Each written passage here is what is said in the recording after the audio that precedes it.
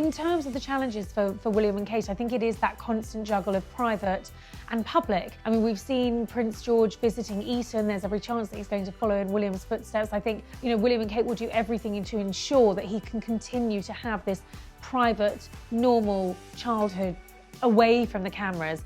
But of course we are seeing more of the children, and I think the challenges are, with a streamlined royal family, with fewer royals doing the job, there is more of a pressure, I think, on the Waleses to be seen and to be seen with their children. Now, right now they're managing that juggle very well. They're comfortable with it, and the children look happy. They look comfortable, but I think William and Kate will be very mindful not to put too much pressure on those children being seen in public. The most important thing for them, I know, is family and their children, and giving their children as ordinary a possible life as they can for royal children. George is absolutely aware of the role that lies ahead of him. He knows that his father will be king next, and after that, he will be crowned king. And who knows what the landscape is going to look like then, but he's absolutely aware of his destiny.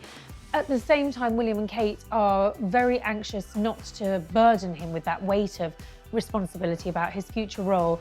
So I think what they're trying to do is raise him with that balance of normality, and he does have a surprisingly normal life in Windsor. They live in a 4-bedroom cottage. They don't even have live-in help because there just isn't the space. There's a very, very heavy influence from Kate's family, the Middletons. Carol and Mike are very involved with George, Charlotte and Louis, and balanced with that sort of normal life is being royal. It's turning up at big state occasions, the Queen's funeral, Charles's coronation, and being able to be in front of the public eye, being under that sort of scrutiny and handling it. And so I think that balance is clearly very important to William and Kate. When you look at George, Charlotte and Louis, George is definitely the more introvert character. He's a little more shy and reserved than his sister. Whenever it comes to the 3 children, it's always little Prince Louis who sort of steals the show. George sort of somehow seems to sink quite comfortably into the sidelines. I expect now that he's turning 10 and he's entering these sort of tween years, he's really going to come into his own. And I think we have seen more of his character. He can be very smiley whilst also being a little bit shy. And he seems to enjoy being in the public spotlight far more than he used to. He's definitely finding his feet and coming into his own. And I think that's right. At the age of 10, he's entering double digits. This is a big birthday for him.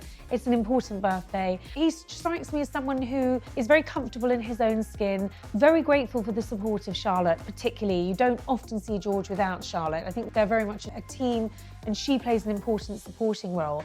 But I do think we've seen George become perhaps a little less reserved, a little bit more outgoing, and certainly thriving from having the support of Charlotte and Louis by his side. There's never a sense that he's doing this on his own. The Waleses, as they are known now, are known to celebrate big birthdays, but they do it very much below the radar. I'm told that this birthday party will be family, of course, close friends from his old school, friends from George's new school, but it's not going to be showy in any way. I know lavish parties where huge expenses go on entertainers and everything else is just not William and Kate's style. She still always bakes the cake. She will be doing a tea party. I'm told there's going to be some sort of a football theme involved in the celebrations. I think it's likely to be in Anmore Hall in Norfolk because, of course, the children have broken up for the holidays. There's more space there.